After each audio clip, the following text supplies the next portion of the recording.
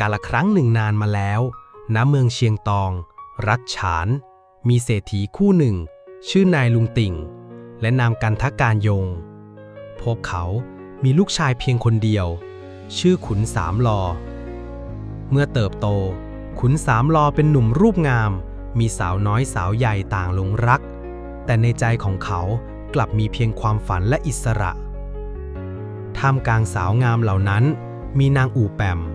ที่มาหาและปรนนิบัติพ่อแม่ของเขาแต่ขุนสามลอไม่รัก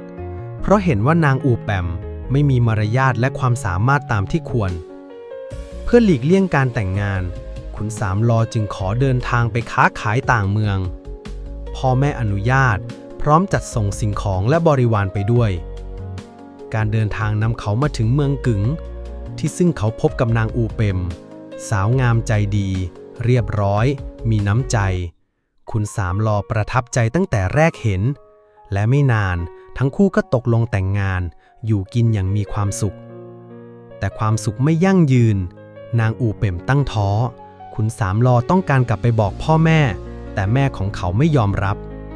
นางกันทการโยงพยายามกลั่นแกล้งนางอูเปมด้วยการซ่อนเข็มในข้าวทำให้นางได้รับบาดเจ็บสาหัสนางอูเปมเดินลงบันไดบ้านแต่ขั้นบันไดหักนางร่วงลงมาเต็มแรงเลือดไหลเต็มพื้นนางจึงตัดสินใจหนีกลับเมืองกึ๋งระหว่างทางนางคลอดลูกชายแต่ลูกเสียชีวิตตั้งแต่อยู่ในท้องนางวางศพลูกไว้ที่ตอไม้และกล่าวว่าไม่ว่าพ่อของลูกจะอยู่ที่ไหนลูกจงตามหาพ่อของเจ้าทารกน้อยนั้นกลายเป็นนกต้องหล่อส่งเสียงเรียกพ่อนางอูเปมกลับถึงเมืองกึ๋งด้วยความเจ็บปวดและทรมานหมดเรี่ยวแรงและเสียชีวิตในอ้อมกอดพ่อแม่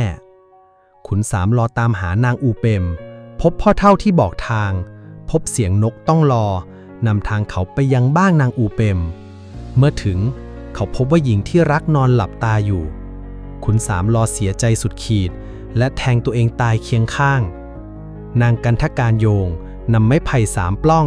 มากั้นกลางศพทั้งสองเพื่อขัดขวางรักแท้ไม่ให้พบกันอีกความเชื่อนี้กลายเป็นเรื่องเล่าของชาวไทยใหญ่ว่าดวงดาว2 ดวงที่อยู่ตรงข้ามกันและมีดาวเล็ก3 ดวงขั้นกลางคือสัญลักษณ์ของไม้ไผ่ที่กั้นกลางรักทั้งสองและนี่คือตำนานโศกนาฏกรรมของขุนสามลอและนางอูเปมเรื่องราวรักแท้ที่ถูกพรากแต่ยังคงอยู่ในใจของผู้คนตลอดมา